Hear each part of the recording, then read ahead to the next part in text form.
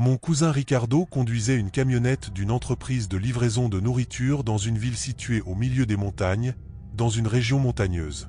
Les voyages étaient toujours effectués tôt le matin pour être terminés avant la tombée de la nuit, et toujours par paire.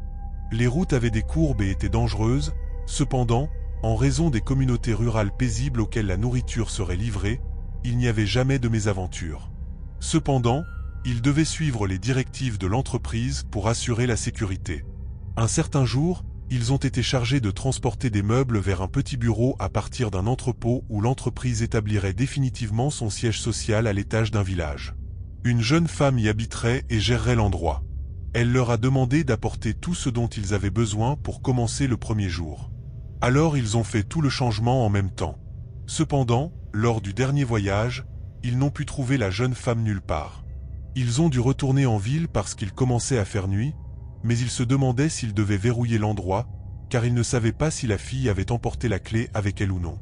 De plus, ils avaient besoin de votre approbation et de votre signature pour s'assurer que tout avait été livré en conséquence.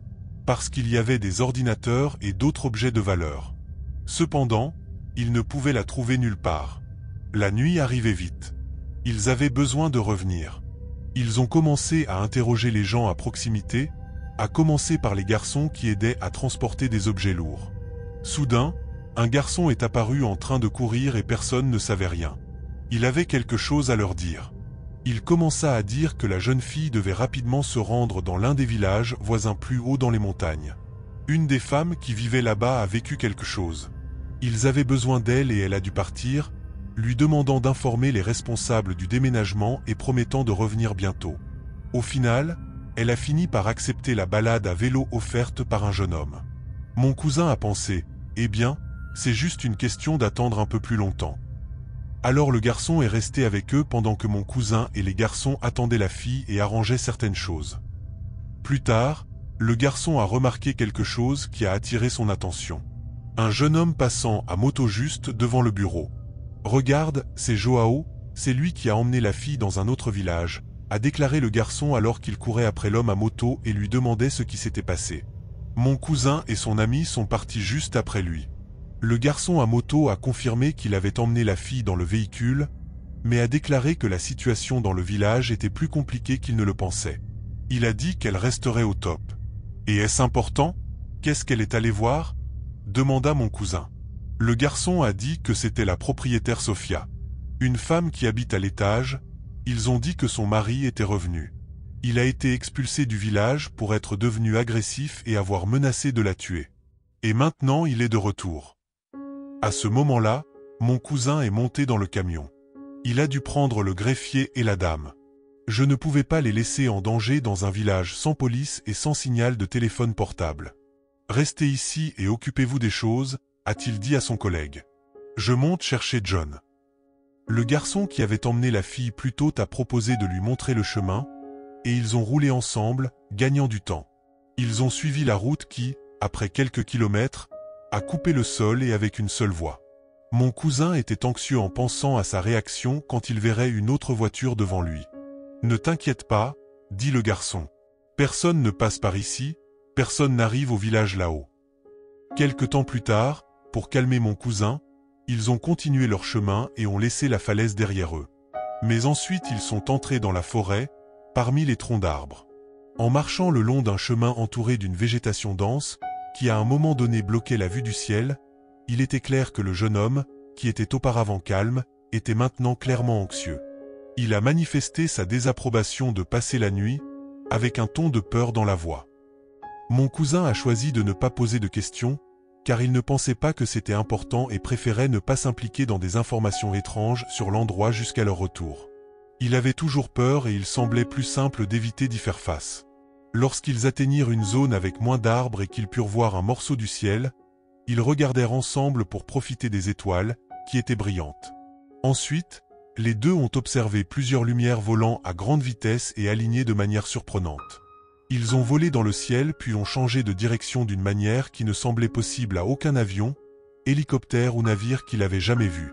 Avant, ils se penchaient rapidement, comme s'ils s'étaient effondrés. Mon cousin a arrêté le camion, pensant qu'il entendrait bientôt le bruit de ces objets heurtant le sol.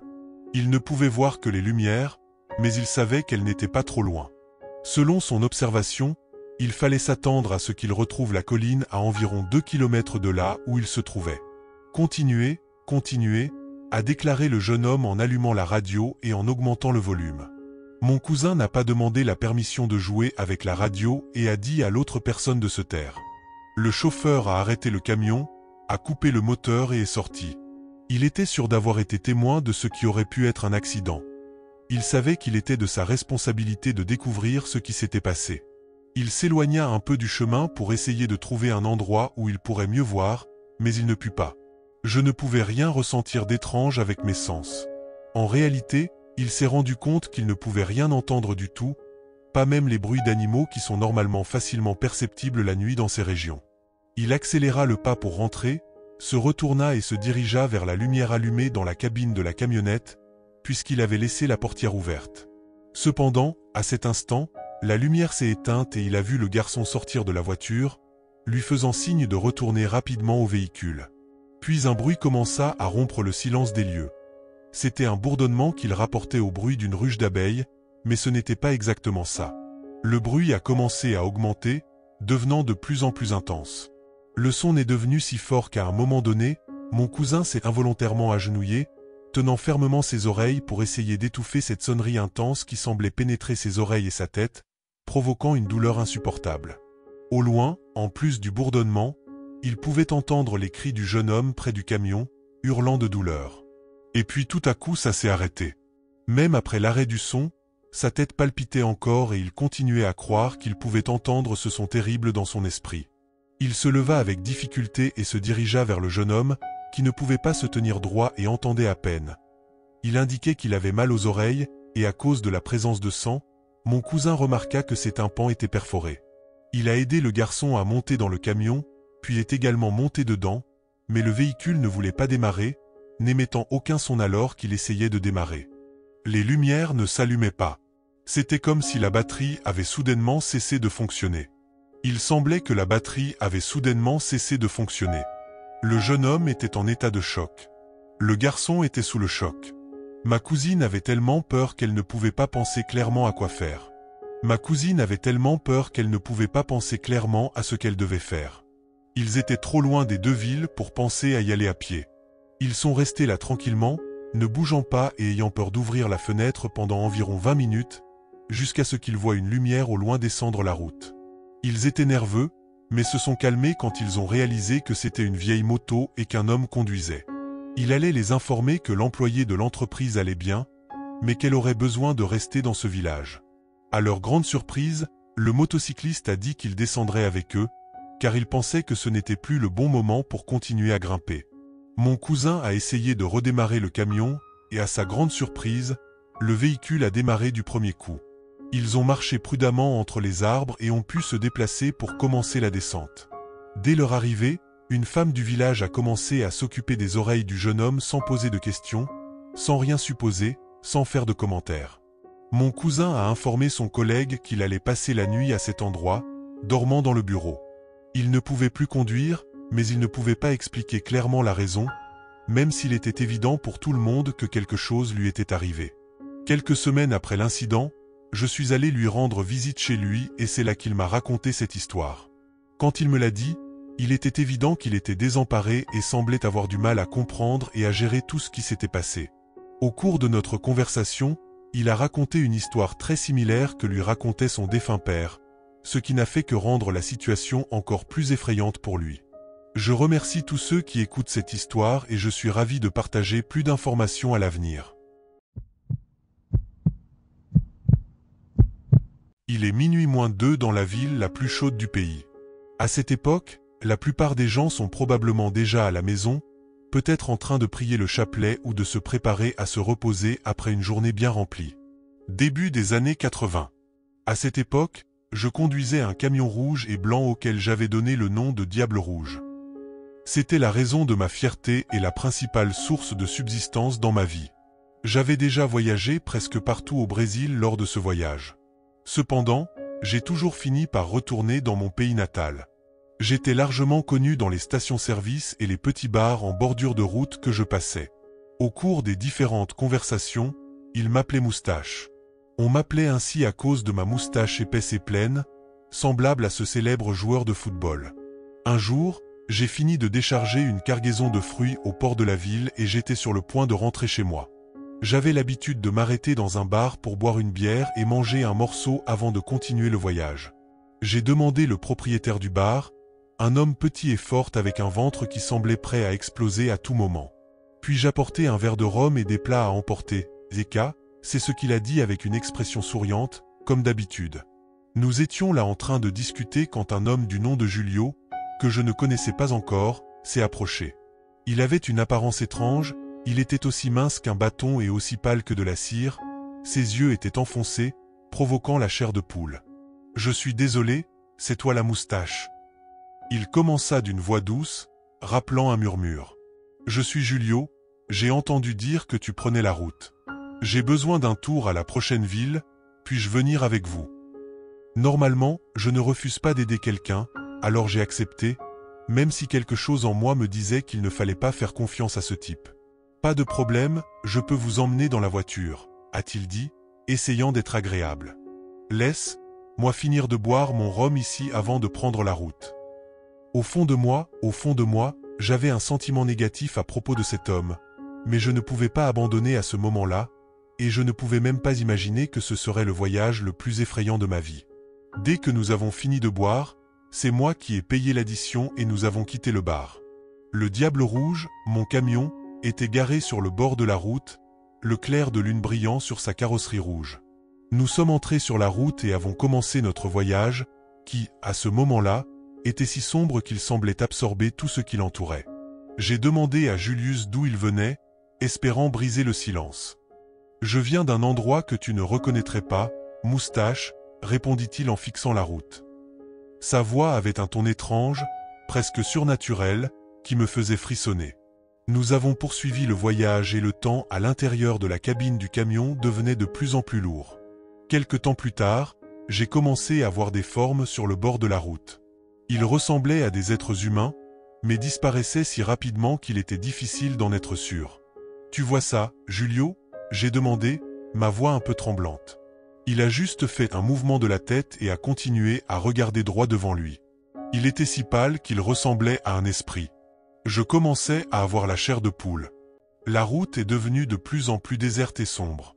Soudain, j'ai remarqué qu'il y avait quelque chose d'inhabituel derrière nous. J'ai regardé dans le rétroviseur et j'ai presque sauté de peur. Un être noir géant accompagnait notre camion, avec des yeux rouges brillants comme des braises. Cette chose avait le corps d'un chien géant et poilu, mais la tête d'un taureau. Cette créature avait le corps d'un gros chien poilu, mais la tête d'un taureau. « Qu'est-ce que c'est que ça ?» j'ai crié, pointant la créature dans le rétroviseur. Julio m'a regardé et un sourire inquiétant est apparu sur son visage. « C'est pourquoi, Moustache, je suis venu ici, » dit-il avec de la joie dans la voix. Je n'ai presque pas eu de crise cardiaque à cet instant. Je me doutais déjà que j'allais droit en enfer, avec le diable lui-même à mes côtés. La peur a commencé à dominer. Chaque battement de mon cœur était comme un tambour résonnant dans ma poitrine, mais je ne pouvais pas m'arrêter à cet instant.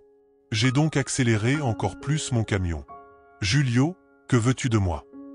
j'ai demandé avec ma voix tremblante de tant de peur.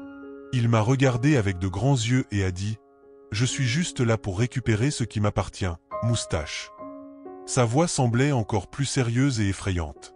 Mais quel était le message qu'il voulait transmettre avec ça? J'avais besoin de comprendre ce qui se passait. J'ai pris une profonde inspiration, déterminé à ne pas laisser la peur me contrôler. « Que essayez-vous de dire? À quoi faites-vous référence ?» Cela a pris un certain temps, mais ensuite il a répondu « Tu as conclu un marché, Moustache. Le Diable Rouge n'est pas qu'un nom, c'est un accord, et je suis là pour recueillir ce qui a été convenu. » Cela ne pouvait pas arriver, c'était absurde. Je n'ai jamais fait d'accord avant. Tu dis de la merde, fou. Je n'ai jamais conclu d'accord, ai-je répondu. Au lieu de répondre, il désigna le rétroviseur. J'ai jeté un coup d'œil et j'ai réalisé que la créature ne nous suivait plus. J'ai été réconforté, mais j'ai vite réalisé qu'elle ne nous suivait pas, car elle était juste devant, debout sur la route. L'être était énorme, avec des cornes courbées et des yeux brillants. Puis elle a commencé à courir vers le camion, la tête inclinée vers le bas, comme si elle était sur le point de nous frapper. Je n'ai pas pu m'en empêcher, mon camion roulait à grande vitesse. « Tiens bon, moustache !» cria Julio d'une voix grave, riant de façon démoniaque alors que la créature se rapprochait de plus en plus. C'était la dernière chose que j'ai vue avant l'accident. Le monde a pris un tournant et tout était dans l'obscurité. Quand j'ai repris conscience, j'étais déjà allongé sur une civière et transféré dans une ambulance. La lumière intense des lanternes illuminait l'endroit et il y avait beaucoup d'excitation. Le diable rouge se tenait sur la route, avec la cabine toute gâtée. Cependant, il n'y avait aucun signe de la créature et Julio n'était pas là non plus. J'ai mis ma main sur ma poitrine, ressentant une douleur lancinante qui m'a fait me tordre d'agonie. J'ai regardé autour de moi, toujours confus, essayant de comprendre ce qui s'était passé.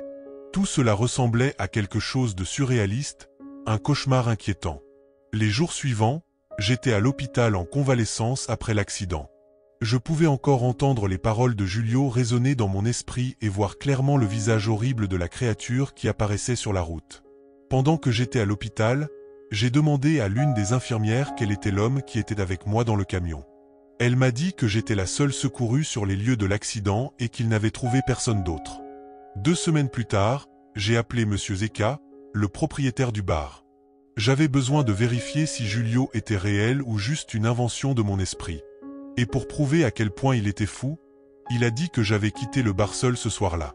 Au fil du temps, j'ai réalisé que peut-être que tout cela n'était qu'un rêve éveillé, ou peut-être que Je t'aime était vraiment ce à quoi ça ressemblait. Quoi qu'il en soit, à partir de ce jour, j'ai pris la décision de ne plus vouloir travailler comme camionneur. Quand j'ai récupéré, j'ai ouvert mon propre bar, ainsi que celui de votre Zeka, qui était également sur le bord de la route. De temps en temps, je me retrouvais à raconter mon histoire à des clients, surtout lorsque le sujet surnaturel était abordé. Certains y croyaient, d'autres non, mais ils étaient tous d'accord sur une chose. La route, surtout après minuit, est un endroit plein de secrets, et j'en étais la preuve.